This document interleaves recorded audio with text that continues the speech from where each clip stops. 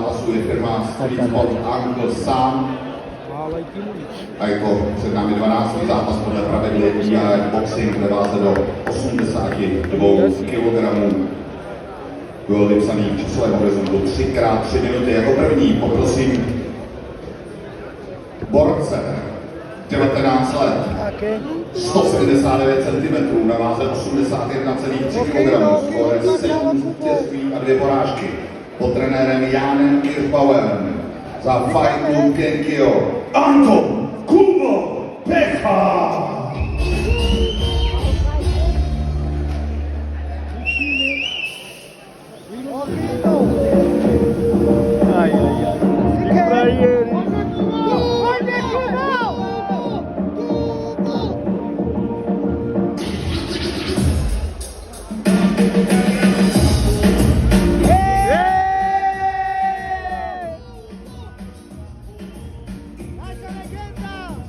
Jedině Kubo, stav!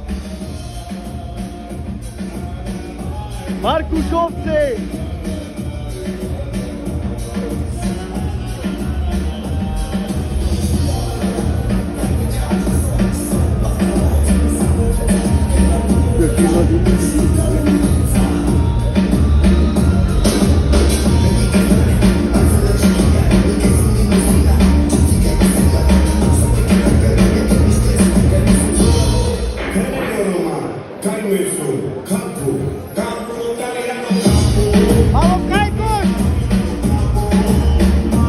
Promotér Anton Kubo Pecha.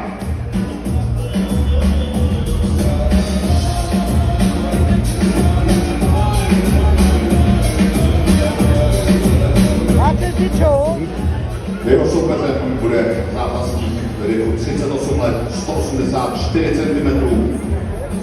13 utkání, 13 vítězných a 12 poražených. Pod trenéry Petrem Knížetem, Lukášem Bartou a Robertem Nemetem za MMA Monster Champion pro červený Adam Šindela!